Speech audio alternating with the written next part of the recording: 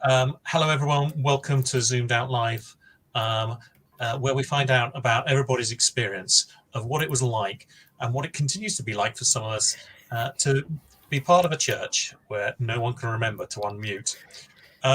So welcome, everyone. Some notices to start with, because church wouldn't be church without notices. This is being live streamed and recorded, so I'm going to be here for posterity, with Dave waving at me, trying to encourage me to unmute. To comment, you'll need to log into Facebook or YouTube and to give StreamYard permission. If you're watching this retrospectively, you can still leave us comments, but they won't be read out or responded to. So welcome to Church Army. If you don't know about Church Army, we've been around since 1882, and we have a vision for everyone everywhere, that they might encounter God's love and be empowered to transform their communities through faith shared in word and action. And besides a vision, we've also got a research unit, and its call is to discern how God is active in mission and how the church may better join in. And so, as the church discerns how best to serve God in this season of muted and unmuted worship and gathering of church online, we believe it's important that we, as a research unit, pay close attention to how we've experienced distance church and how to interpret those experiences. And that's what this afternoon's about. And so we're going to talk about the research report, Zoomed Out, which asked Anglican worshippers firsthand what they'd found helpful and what they'd found frustrating, because we believe that providing insights should inform our undertakings going forward. So in brief, we found online can't do everything. Communion was rarely experienced as communion online. Face-to-face contact was a lifeline for many. Even online, it's important to be face-to-face. So it's great to see you, Dave. Even online, it's yes. Pick mixed church. There's something about the choices that we're making when we're online, and identifying places where we may be church. There's a challenge around marginalisation in the return to the church building, and there's a real challenge in terms of the exclusion of the oldest and the poorest. If you'd like to ask questions, please do drop them in the chat. If you've got comments, please do also add them. And if you're engaging on social media, the hashtag is #ZoomedOut. You may be relieved to know that I'm not here alone. I have help, I have friends. So I'd love to introduce to you Dr. Bev Botting, Bishop Sophie Jelly, and Dave Lovell, and ask each of you in turn, where are you joining us from? And in the last couple of years, what's your most fun Zoom background been? So let's start with you, Dave. Hello, I'm Dave. I'm a researcher here at Church Army. I am joining from Sheffield at the national offices of Church Army, the Wilson Carlisle Centre. My favourite Zoom background, I use an app called Discord sometimes outside of work for meeting my friends online. And one of their default backgrounds is this kind of Neo-Tokyo vaporwave cityscape. So think like quite futuristic, lots of neon. I just enjoy it visually, but I enjoy as well that it leans a bit ironically into the digital medium. It's all a bit knowingly digital, kind of hyper digital, which I just think is fun. Thank you, Dave. How about you, Bev? Well, I think mine's the exact opposite. So like many families, the only way we could meet was online in the early days. So we used to have a family quiz on a Sunday evening, and we took it in turns to each organise one round, and that rotated around us. And the week that I was organising the round of questions on literature, I found a background that put me into Professor Dumbledore's study at Hogwarts. And I must admit, that was, very old rather than futuristic. But actually, I really enjoyed being cited in Professor Dumbledore's study. Fantastic. And Bishop Sophie. Hello, Tim. Lovely to be with you. I'm joining you from my office in Doncaster in South Yorkshire as the Bishop of Doncaster. And I think that backgrounds of Zoom kept me sane during lockdown. It was one of the ways in which I enjoyed variety, because it seemed there wasn't that much variety. Every work meeting could feel the same. So I actually switched up loads of different photos as my own personal background, which was quite a lot of fun, because people used to think I was actually in the garden or in a National Trust property surrounded by wisteria rather than my red brick house in Doncaster, which was quite amusing. My favourite Zoom background, though, has to go. The prize goes to one of our lay leaders at Diocesan Mission and Pastoral Committee, which you may not think is the most fun place to be, except that he always speaks to us from the sea. So he's got one of his holiday photos from a cliff edge, and it's almost like he's speaking to us from the ocean when he talks in Zoom meetings. And I really enjoy that, because I grew up in Brighton, so the sea is a favourite place for me. So that's my most fun one, I think. Fantastic. It's nice to see. I think I just saw Jane Elliott post that she enjoys dancing sheep. I think we had dancing sheep on St Patrick's Day about a year ago, which was great fun. So thank you. Moving on from kind of Zoom backgrounds, and perhaps this time we could start with you, Bishop Sophie, which is, what was your personal experience of church during the lockdowns like? What was difficult? Were there any pleasant surprises? And how's your practice changed? Well, I didn't have a lot of experience of online church. I know that some people have, and I've always really, I'm a bit of an extrovert, so I always really enjoyed meeting people in the flesh and kind of working the room and the bits in the margins. So the social experience of church has always been really important to me. But I was surprised at the intimacy that was possible by especially Zoom church, I think. I found myself the guest speaker in a variety of different contexts in a brand new role where I really knew very few people.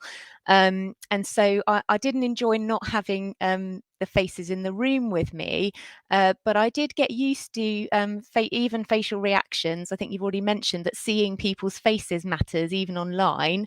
And so it wasn't so much that it was kind of digital bad, in person or on site good. It was more about how digital happened that could make it more or less meaningful. And so I did find very real, meaningful experiences. And I also did discover the Holy Spirit is alive and well and can work by digital media. So I think I just had some profound experiences of prayer and intimacy with both God and his people through Zoom and other forums as well. So yeah, so some mixed blessings, I think, would probably be my description. Fantastic, thank you. Have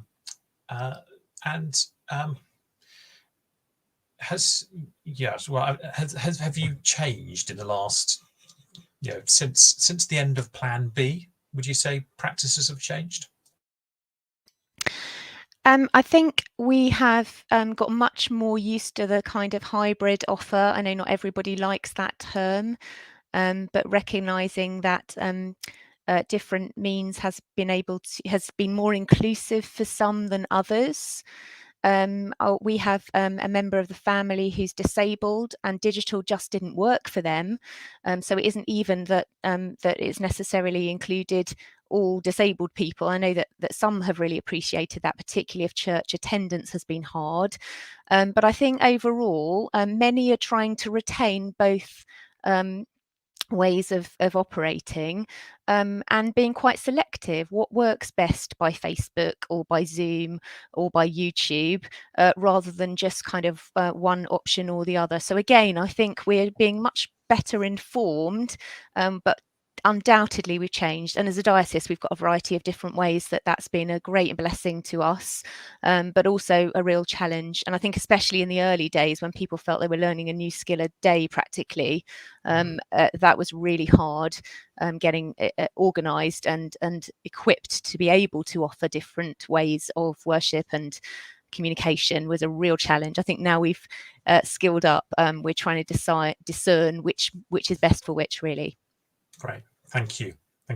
And perhaps come to Bev now. Same 3 questions. What might be difficult, pleasant surprises, and how has practice changed in your experience? Yeah, well, so I moved house during lockdown, which, I mean, if you're going to have a challenge, that's a pretty big one. And in many ways, being online helped me make that transition, because I was able to stay online with my old church, but actually start to meet people and get into the way of worship with my new church. So I had quite a different experience to many people, in that I luckily, one was at 10 o'clock and one was at 11, so I could do both, which always pleases my means of trying to do everything I can. But also from a practical online point of view, it enabled me to see 2 different parishes' ways of offering online, and understand some of the huge benefits and maybe disadvantages of both. So my previous parish did wonderful live streamed services. They included so many different people. So although we didn't see each other in the way that we would have done on Zoom, there were different families doing the prayers, doing the readings, doing the music, which meant that you saw so many of those people that you were so close to before, and you could see them and see that they were okay. And that was really lovely. And then although we hadn't seen each other through worship, we then went to coffee together, and again had some really good discussions over coffee afterwards, which was good. Moving to my new parish, they offered a Zoom service. So it was people who were in the congregation, people in before, so I could start to put some faces and names together, because that's the beauty of Zoom. You have somebody's name underneath them. So I kept having reminders. I didn't have that embarrassing thing of going, I'm really sorry, I've forgotten your name. So I was able to join with that. And then once people started going back into church, because I was still kind of quite uncomfortable with larger numbers and so on, I continued on Zoom. And I think for me, one of the most uplifting moments was how the Zoom was actually operated off the vicar's laptop. But during the piece, she would lift up the laptop and turn it round to the congregation that were there in the building, and we would all wave at each other. And it's such a small thing, but actually it was huge. The fact I remember it, and it makes my hairs on my back go up and down. It's a tingle because it was real joy being able to greet each other and recognizing some kind of equality between those people online and those people in the building. Thank you very much, Bev. Before I get to Dave, just an encouragement to drop into the chat if you're listening online and watching online. The questions there: what was difficult? Any pleasant surprises? It's already been some nice things in there. Thank you, Jane, for commenting about how hard you found it and missing interactions.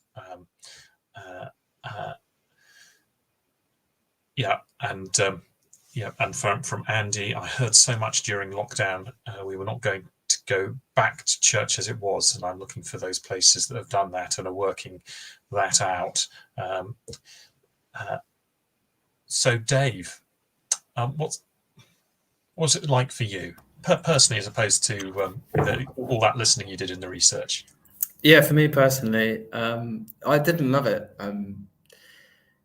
I was thinking about this, and I think a lot of it was about being in the same place for everything. I don't have a sense of place in like a digital place. So if I go to a different Zoom meeting, I don't feel like I've actually moved location. So I was living alone at the start of the pandemic, and it kind of felt like when I went to work, I was kind of in my room or in the living room. When I went to church, I was in that same space. When I was socializing, I was in the same space. So, and I think spaces help us. We have kind of different behaviors and thought patterns in different spaces. And so I lost a lot of that sense of kind of moving locations and thinking, oh, I'm here at church now with church people. I was kind of constantly in this one space. And rather than being reminded that, you know, I was being gathered together with God's people and that we all wanted to worship God together, the space was always reminding me that I was in my house by myself, that there was a massive pandemic going on. It never felt like a kind of neutral digital gathering. It always felt like, this constant reminder that I was just living in a really uncertain and difficult time. And I think even when meetings were done really well, there was that sense of people being gathered together were all really tired of digital meetings. And so it was hard then, even with the best of intentions, the kind of, I find that like digital interaction takes quite a lot of energy and a kind of deliberate push sometimes to make the same impact socially. And I think people just didn't have the energy to do that. Thank you, Dave. Some nice comments in the chat, kind of echoing some of that. I was glad to see people at all. Tom writes, made the best of a rubbish situation. Matt, watching others take communion without my participation was weird. I thought it was worse than not doing it at all. Kelvin missed the personal contact and found that coffee time after difficult and sometimes strained. But in situation, it was a lifesaver. Do keep on with the comments and questions in the chat. I'm going to move us on by asking Bev to reflect particularly during the pandemic. You were head of research and statistics for the Church of England, and you supported lots of research. Could you just share with us something of the kind of the range of reports that you and researchers that you were supporting, and how those findings from that research interact with what we've discovered in Zoomed Out? Yes, yeah, of course. I think for me, all researchers were in a very strange place. We all realised we were in a unique moment and we wanted to know what was going on, but actually everything was evolving around us and things were changing so fast. And I think, therefore, we've seen quite a lot of very different research going on over the last couple of years. Dave refers to some of those in the report. And I think the first thing for me was that at the beginning, we were trying to find out very much what people were doing. Our churches had closed. We knew people were starting to try and put things online, or if that wasn't possible, and some people weren't able to provide an online. We talk about Zoom and Facebook and YouTube and so on, but some people didn't have the skills, the people. So there were lots of other church at home offerings that people did incredibly well as well. They were emailing worship sheets. They were offering phone services. They were giving links through to the diocesan services. And I know in the diocese I live in, which is Diocese of Oxford, several of the churches were pointing people to the service in the cathedral every week. And those had an incredible hit rate. So I think we knew there was lots going on. So one of the first questions we had was, well, how many churches are able to offer some form of online church? We started by looking at websites. We were very, very mindful that clergy were doing all they could to actually get these new forms of services up and running. The last thing they needed was people like me saying, oh, could you spare some time to tell us what you're doing? So we tried to make everything as not having much burden on those that we were asking. So we did some work looking at websites, and that was really interesting. We did it in April, May, and we found that about just under 80% of churches were offering online, because otherwise how else would you find them, services. And we repeated that in June, And at that time, it's sort of gone up slightly. So we knew that there were a lot of people offering services. We also found out that benefices with more than one church were actually working together very well. So that was really useful. When things started to settle down a little, some churches were opening. We then did a survey of a small number of clergy, and we recognised it was a small number, and that was deliberate. And we asked them about their services. And most of the clergy who replied said that they were offering some form of online services in their benefices. And I think that's important for this zoomed out conversation, because it means that we didn't have lots of people replying to zoomed out saying that they didn't have anything to attend. And the fact was that most churches were offering something, albeit it may be as part of a benefice or whatever. So that was some of our early work. We also did then, once things had settled down, and there were other pieces of work involving polls and so on of the public, but I think then the two pieces that came through, one to mention, which again is Dave mentions in the zoomed out report, is the Church at Home report, which Ken Eames in my previous team produced. If you haven't seen it, do have a look. If nothing else, it has the most beautiful photograph on the front of Ken's son sitting quietly, aged about a year, I guess, watching his mum, who is the vicar, preparing for a Zoom service. It's the most adorable picture, but the report is equally adorable, I have to say. And one of the things that, again, Dave picks up in his report here is that we looked at people to see whether there was provision, whether it varied by deprivation, and there's quite logical reasons. We, in the Church at Home report, identified a weak effect, whereby more deprived parishes were slightly less likely to offer church at home provision, but it was quite small. Whereas in this report, what Dave did was to look at the people, because this zoomed out is a people-based survey. Ours was by necessity a church-based survey, and there was they didn't find a significant difference in the availability of online provisions for those respondents who were in the bottom 20%, i.e. lived in the most deprived 20% of UK neighbourhoods. But they did identify several negative changes to their experience, and the strength of in order of the strength of the associations. So, of course, it's first of all, you've actually got to have the provision in order to be able to assess it, and then it's a case of saying, what's it like? And another piece of work, though, which isn't referred to there, which was an incredibly helpful piece of research, was a report that was done by 9 Dot Research called Church Going Now and Next. And it was done on behalf of the Church of England, the Methodist Church, and Hope. We commissioned it. And there it was a very different methodology. But some of the things that I think really kind of cross across, showing that people's experience were very similar. The zoomed out report shows that on average, most people had a much more negative experience of all the different aspects of church that Dave was asking about.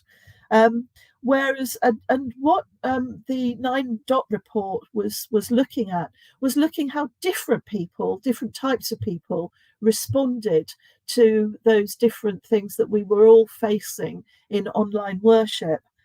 And one of the things that really struck me was around in the engagement preference. So people who prefer the physical, I think Bishop Sophie was saying, she liked being in person. Dave said the same thing, like being in person. They value worshiping in church buildings. And the more strong their preference for that being together, engaging together, the more likely they were to struggle during the pandemic. For me, I am pretty much on the brink, but almost introvert. And people who are self-motivated and introverts actually can be quite proactive without being in the place. And one of the things that this report showed and this research showed was that they were more likely to thrive during lockdown because they had more time for quiet reflection, quiet reading. And I know myself, actually, I was able, without any interferences around of what other people were doing or other people coughing, children playing, I could actually concentrate more. So I think that was quite an interesting one to complement the work that Dave did, that says different types of people experience things in different ways. So yeah, I think those were kind of the key things that we were working on. Great, thank you very much, Bev. I'm going to. I can see that there's some comments that are rising in the chat, but before I get to those, I'm going to invite Bishop Sophie to reflect a little bit. Rest assured, we will come to the things that are in the chat, and I'll ask Dave to respond to some of them when we get to his section. But Bishop Sophie, you were licensed via Zoom in your current role as Bishop of Doncaster at the start of the first lockdown. We were chatting earlier, I think it was 2 years ago on Friday. So for you, what has mission and ministry looked like coming into an Episcopal role, being licensed on Zoom? And how does Zoom out resonate for you and inform those experiences? Thanks, Tim. Well, I was really delighted at the title "Zoomed Out." It's a phrase that I've used so often over the last couple of years that I was really pleased that you'd picked that up in the report and dug deeply into it through, as Bev said, through lived experience really of the people of God during this time. The strange thing about starting an Episcopal ministry, I think, is that it's usually a very public space that you enter, surrounded by hundreds of people, with many hands laid upon you. And not only was that not possible, the lawyers had to work out very quickly at high speed whether or not I was allowed to be licensed even by Zoom. I think that hadn't really started then, so that felt slightly oddly pioneering. So it was so in one sense it was a rather exclusive and private affair, which is not usually the case for this sort of ministry. One of the things that happens early on in a bishop's life is trying to get to meet as many people as possible, as quickly as possible, so you feel like you have some sort of sense of the overall role as shepherd, particularly. So I had to be fleet of foot, having been to a grand total of one Zoom meeting in my life before then, not knowing my second would be licensing as principal commissary of the Bishop of Sheffield and Bishop Designate. So I kept a diary of a designate for the first 6 months. And made it a weekly discipline to reflect on just how that was going. And to my surprise, I did manage to have considerable coverage in those early days and weeks. But what it did do was bring out, I think, a rather unhelpfully task-focused approach, because I had to be very intentional about every conversation. Whereas, as I said, the soft spaces in between are often where you pick up quite a lot of what's going on. So that was a strange beginning, but nonetheless really possible. I have to say we supplemented it by phone calls, which was also really helpful, just to kind of mix it up a little bit so that people didn't get that exhaustion that can come from constant online meetings. I really think the findings of Zoomed Out are ever so helpful, because they do, I think, give evidence for that careful analysis of what best practice can look like in digital, and what makes that experience better or worse for people. And I think that's going to serve the church really well. in the future. So I'm grateful to Church Army for picking that up. And I think communion, sacramental ministry, is probably our biggest casualty, in the sense that those who probably struggled the most when it was announced that church buildings would close, for example, even though we moved worship into domestic spaces, not that we don't live a life of worship, we do, but particularly those gathered worship opportunities. I think the reported experience of sacramental ministry, what communion means, even taking spiritual communion, was just not enough for people, particularly those who were used to a daily mass, and really found that nourishing for their own life as a disciple of Christ. So I think that is important to name. You will know that Church Army has commissioned a report in the Diocese of Sheffield into our centenary project, which is a project that began in 2015, working with children and families and youth, especially in deprived communities, seeking to support the appointment of workers in parishes that might not be able to afford that. And one of the things that report shows is just how fleet of foot some of those workers were during the pandemic.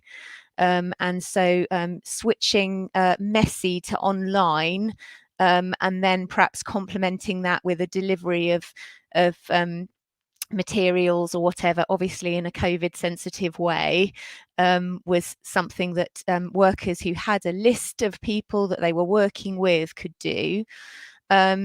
And I think also schools ministry was really important. So key workers' children who continue to be at school, and supporting some of the staff at school who were trying to keep going during a really difficult time. I managed to speak to numerous schools through online videoing of whether it was, telling the Christmas story, praying with the children, dressing up my dog in a Christmas outfit. They all knew his name by the end of the pandemic. All of that provided that sort of intimacy and opportunity, actually, for connectivity with our communities. I do have to say, I think hands down, our clergy and lay leaders have been remarkable in this time, as have our teachers and support staff in schools. Church schools educate 1 million children across the nation. They have kept going in real adversity, and so digital particularly has been an asset through online worship and other forms of connection, and that's been so vital during this time. So again, a really mixed picture, but I think lots of opportunity, and we continue to take some of that forward. Thank you.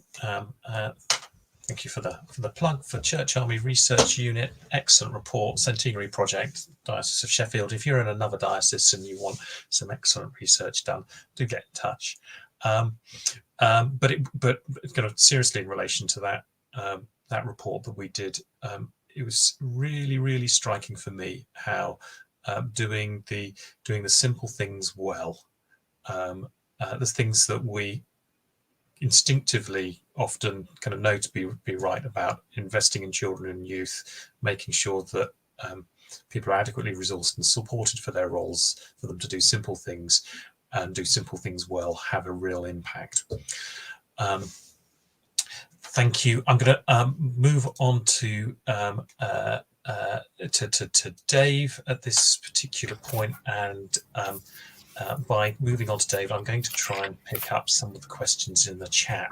So, Dave, you spent quite a lot of time over the last 6 months producing this report, thinking quite hard about people's experiences of church during this season.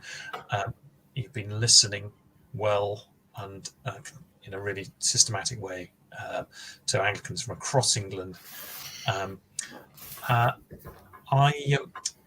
There are a couple of points in the thread of the chat, I think that Andy Wilson has made, which probably are around questions of the focus of the research, and possibly a subtext in the questions in relation to churches in terms of interaction and churches' information and performance.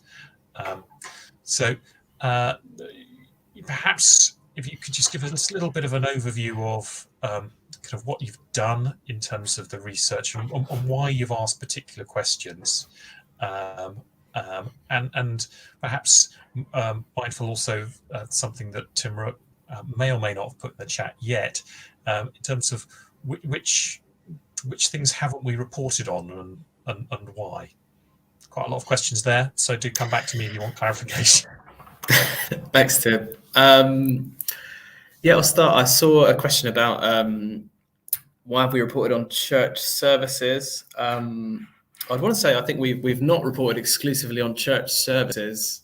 In the report, you'll see the phrase distance church quite a lot, which is a bit of language it took us a while to land on, because we found there wasn't really an exact phrase for what it was we're trying to report on. We wanted to be clear that we weren't reporting exclusively on online church, like a particular Zoom meeting on a Sunday morning. More that we were reporting on the overall individual experience of church at a time when you couldn't say, just turn up on a Sunday morning, shake everybody's hand. So if you read the methodology section in the report, there's more detail about the specifics of how we defined that in the survey. But the scope is quite carefully not about the service, the meeting. I mean, a lot of the findings do relate to the meeting because people had a lot to say about meetings and services. But it's primarily that the key difference between kind of what it was and what it wasn't is that's best explained via descriptions of what's happening at the meeting. So like the difference between being able to turn up and go to a face-to-face meeting, which I think is really important because it's, in some ways, it's not a report exclusively or primarily about what digital does. It's a report about what happened at this point in history when numerous non-digital options were taken away and we were forced to find alternatives. I think I've answered one of your 4 questions there, Tim. Could you feed me another? Oh, you're muted. Yeah, there's a gremlin in the background did that automatically. Wants to keep me quiet. How about Tim Rook, who is listening in, asked us separately quite a good question about exclusion and marginalisation, and sometimes we haven't reported on particular groups, and why might that be? Yeah, it's a tension in research, I find personally, having a hunch about something and wanting to kind of not to hide those hunches, because as a researcher, part of your job is to interpret data, but then also being careful not to kind of go beyond what the data explicitly says or what we're qualified to say. So I think, for example, about a lot of the stuff we talked about around marginalisation, people who perhaps felt that they had been marginalised in the return to the building, or people who'd felt more included by digital forms of church. And there were loads of comments we received kind of from individual. We had like a text box where you could say, what was that about for you? Or have you had a previous experience of online church or distance church?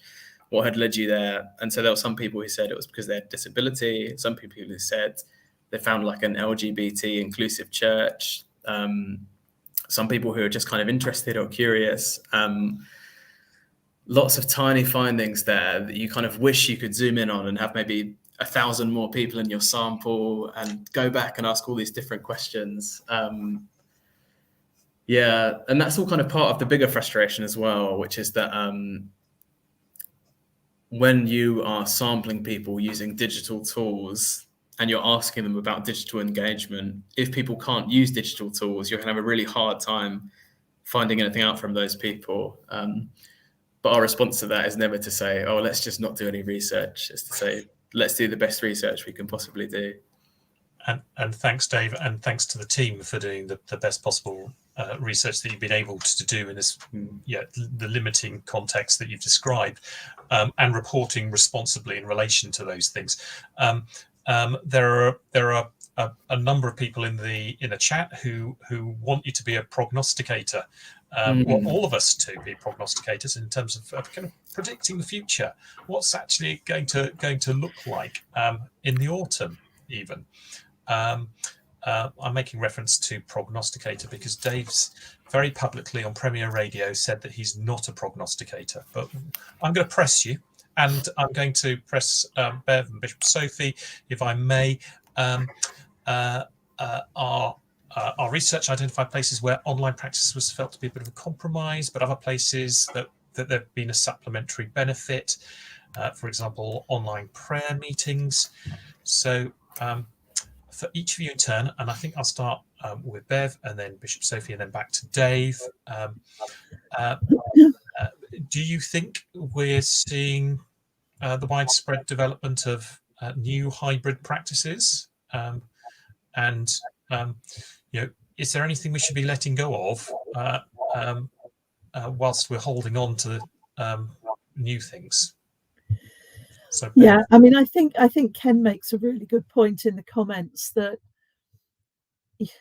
our clergy do not have infinite capacity, and therefore they you can only fit so much into your 24 hours, and it is good if our clergy are allowed some sleep. So therefore they actually, I mean, I think had anybody at the beginning of the pandemic or a couple of months before the pandemic said in 2 months' time every church will stop and you will all and the majority of you will have something online within 2 weeks, nobody would have believed it.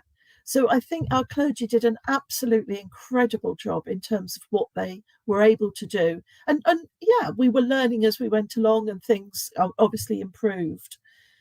Then when churches reopened, we then had the double whammy that people are working so hard.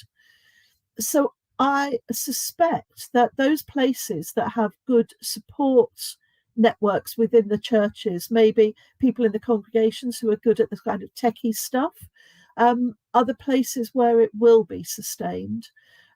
Some churches now have got a good setup of, and when I say just, I don't mean just, but of being able to record and live stream a service as it happens. And in a sense, that's a very good thing. It makes the services more accessible to people. But the other thing that we learned during all of this online church work was that actually for the church, those services to be most effective, they need to change in some kind of style or structure. I can remember talking to Rachel Jordan-Wolfe at Hope, and she was saying with their services, they realised that having lots of songs just didn't work for the people who were engaging from home. So they introduced more videos. They kept the sermon shorter because they worked out the concentration span of people at home was shorter. I suspect it's not that much different to those in churches. So I think all of those different things will have an impact. I suspect that there will be a falling off of the wide range of different opportunities as we go back.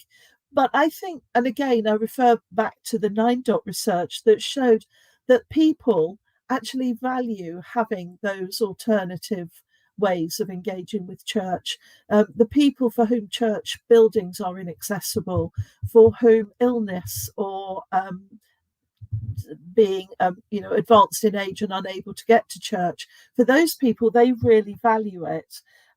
So almost having opened the gate for other people, I think there will be a pressure to continue some form.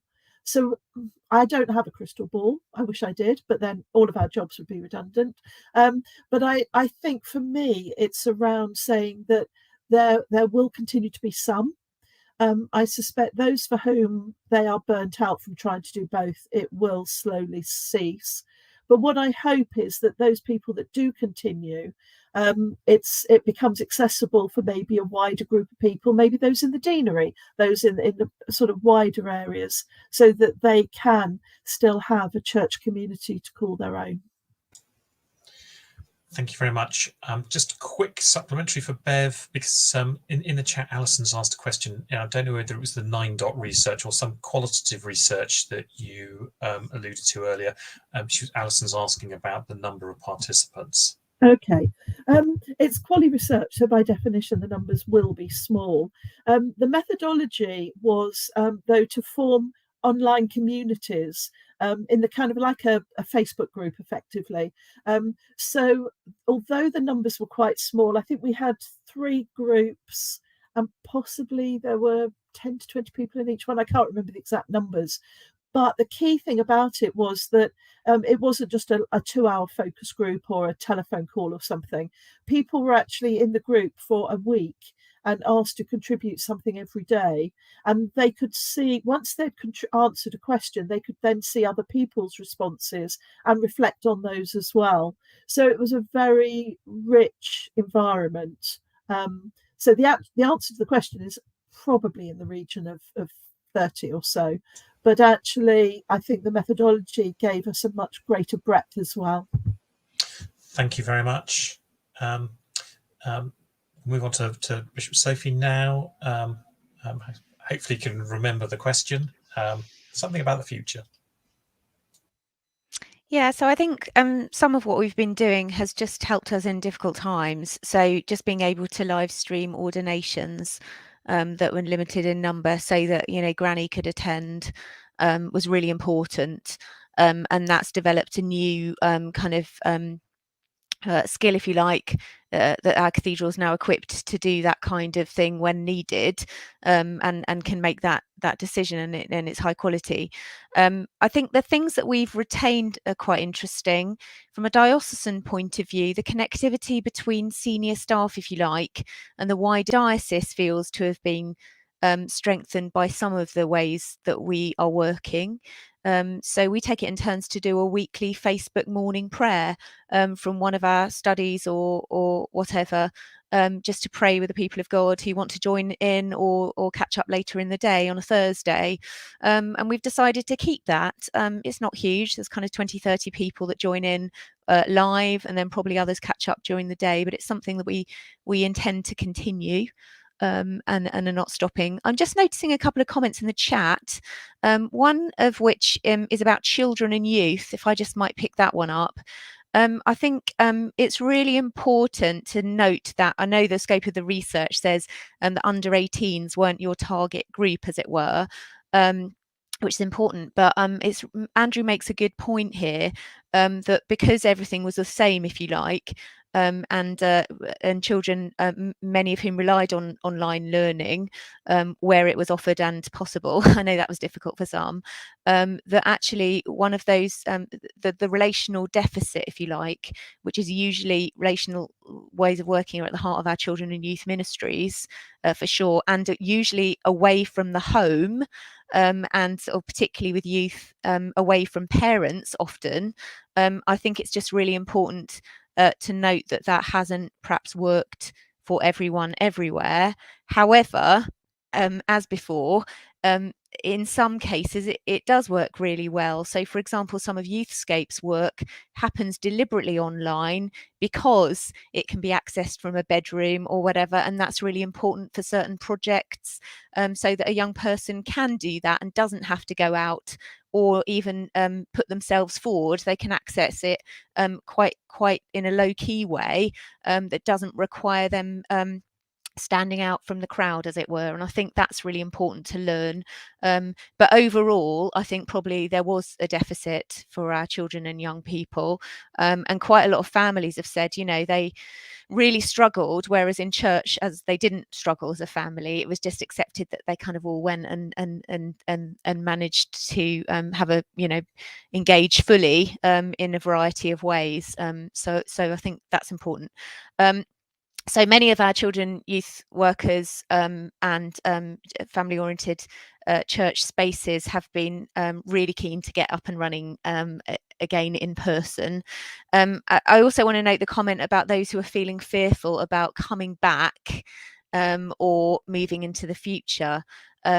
We know this isn't going away, and I guess one of our concerns is about how we cater for the whole people of God, from those who are, you know, really keen to kind of move forward, and others who still feel, you know, for good and understandable reasons, very reticent. And so there are no easy answers to this, but I think it's just it has helped us to be at least more mindful of those who would be vulnerable and marginalised. Taking Dave's point about the research may not be able to reflect all of that, but we certainly know, for example, that the inequality gap has widened. And I think as a church, certainly where I'm working, I would say it's made us more attentive to vulnerable people groups, those who are struggling anyway. We know that struggle isn't going away, and so I think it's just a really important lens for us to attend to. And I guess the distance church is part of that conversation. So no easy answers here, but I think that it has made us more mindful of that.